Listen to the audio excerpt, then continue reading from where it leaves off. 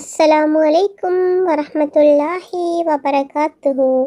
நபிகள் நாயகம் ஸல்லல்லாஹு அலைஹி வஸல்லம் அவர்கள் எங்களுக்கு கற்றுத்தந்த ஒரு சிறிய திக்ரை பற்றித்தான் நாம் இன்று பார்க்க போகின்றோம். இந்த திக்ரை நாங்கள் செய்வது போல ஒருவர் செய்தாலே தவிர எவரும் எங்களை விட சிறந்தவர் ஆக முடியாது என்று நபிகள் நாயகம் ஸல்லல்லாஹு அலைஹி வஸல்லம் அவர்கள் கூறியிருக்கின்றார்கள்.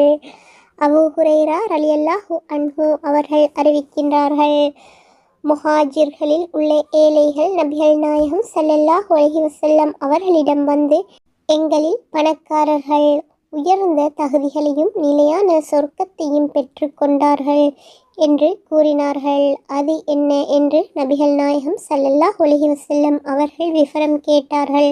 அதற்கு அத்தோழர்கள், நாங்கள் தொழுவது போலவே செல்வந்தர்களான அவர்களும் தொழுகிறார்கள். நாங்கள் நோன்பு வைப்பது போலவே அவர்களும் நோன்பு வைக்கின்றார்கள். அவர்கள் தர்மம் செய்கின்றார்கள். ஆனால் நாங்கள் ஏழைகளாக இருப்பதால் தர்மம் வழங்குவதில்லை. அவர்கள் அடிமைகளை விடுதலை செய்கின்றார்கள். நாங்கள் விடுதலை செய்வதில்லை. ஆகவே அவர்கள் எங்களை விட நன்மைகளில் உயர்ந்து நிற்கின்றார்கள் என்று கூறினார்கள். உடனே நபிகள் நாயகம் ஸல்லல்லாஹு அலைஹி வஸல்லம் அவர்கள், உங்களுக்கு முந்திவிட்டவர்களை நீங்கள் அடைந்து கொள்ளவும் உங்களுக்கு பின்வருவோரை நீங்கள் முந்திக் கொள்ளவும் ஒரு விஷயத்தை உங்களுக்கு நான் அறிவிக்கட்டுமா? நீங்கள் செய்வது போல ஒருவர் செய்தாலே தவிர எவரும் உங்களை விட சிறந்தவர் ஆக முடியாது என்று கூறினார்கள். உடனே அவர்கள், இறை தூதர் அவர்களே, சரி என்றார்கள்.